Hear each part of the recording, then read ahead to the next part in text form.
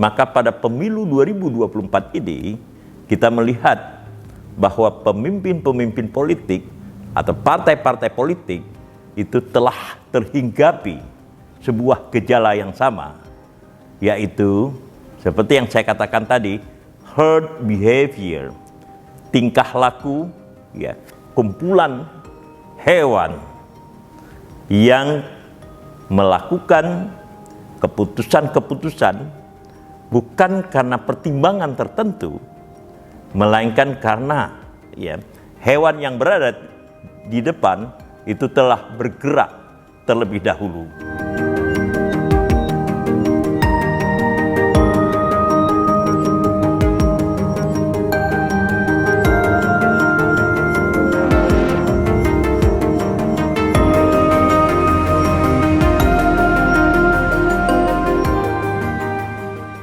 Cinta Indonesia, bangsa dan demokrasi. Pada krisis 1997-1998, yaitu krisis finansial Asia yang memukul banyak sekali perekonomian ASEAN, kita kemudian diperkenalkan oleh para ahli tentang sebuah frasa, apa yang disebut dengan herd behavior. Pengertian herd behavior itu bisa kita sederhanakan sebagai perkawanan hewan. Jadi kumpulan hewan yang begitu besar, umumnya itu adalah unggas atau burung, lalu kemudian hewan lainnya seperti rusa, juga seperti kambing domba, dan seterusnya, itu bergerak bukan karena keputusan-keputusan yang diambil masing-masing anggota perkumpulan hewan itu, melainkan karena ada suatu gerakan yang tiba-tiba muncul di bagian depan dari kumpulan hewan itu. Dan ketika kemudian yang terdepan itu bergerak, maka anggota hewan-hewan lainnya tanpa berpikir panjang juga akan bergerak mengikuti apa yang dilakukan oleh hewan yang terdepan.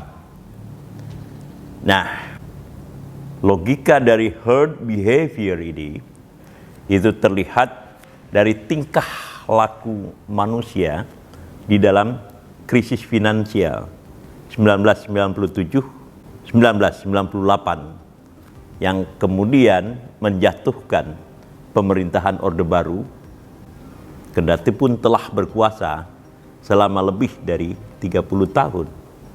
Praktek yang berlangsung adalah bahwa ketika misalnya serombongan orang itu berusaha mengambil uang mereka dari bank karena ketakutan yang telah ditimbulkan pada tingkat regional tentang krisis finansial itu, maka tindakan sekelompok orang yang mengambil uang dari sebuah bank, uang maksudnya adalah simpanannya, akan segera diikuti oleh yang lain karena mereka khawatir bahwa uang yang ada di dalam perbankan itu tidak aman, dan karena itu lebih baik uang itu diambil kembali lalu disimpan di rumah di dalam bentuk cash, atau sebagian bahkan mereka belanja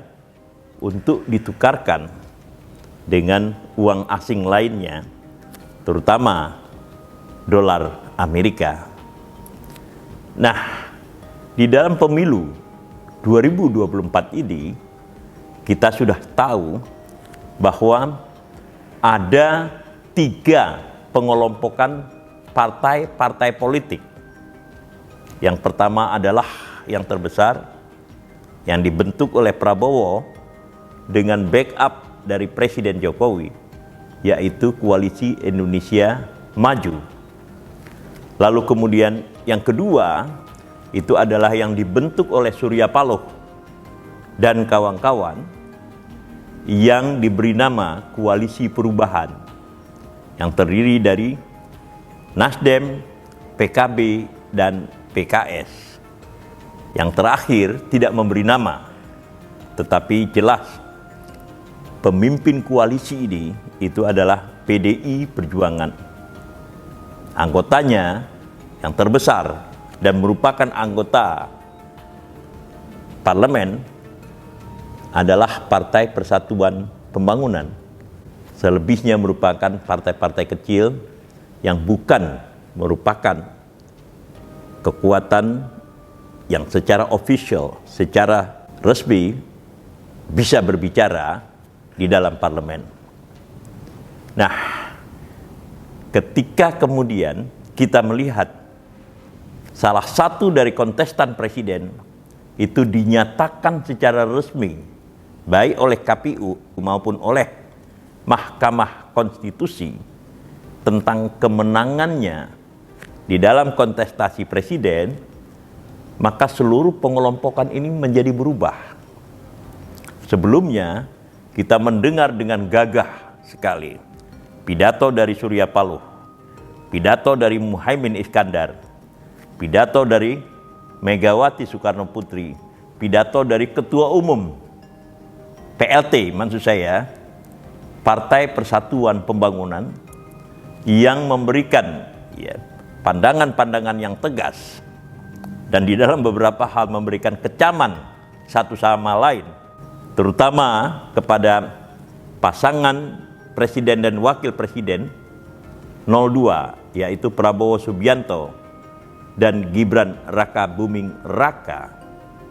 Tetapi setelah itu kemudian, setelah Prabowo Subianto dan Gibran Raka Buming Raka dinyatakan sebagai pemenang di dalam kontestasi presiden, baik oleh KPU maupun oleh MK, maka soliditas dari masing-masing koalisi ini itu tiba-tiba mencair. Yang pertama, kita tahu semua itu dilakukan oleh Surya Paloh ketika KPU mengumumkan kemenangan calon presiden dan wakil presiden Prabowo Subianto dan Gibran Raka Buming Raka. Dukungan atau ucapan selamat yang disampaikan oleh Surya Paloh, Ketua Umum Partai Nasdem, itu merupakan sebuah gerakan yang pertama dari apa yang kita sebut dengan fenomena herd behavior.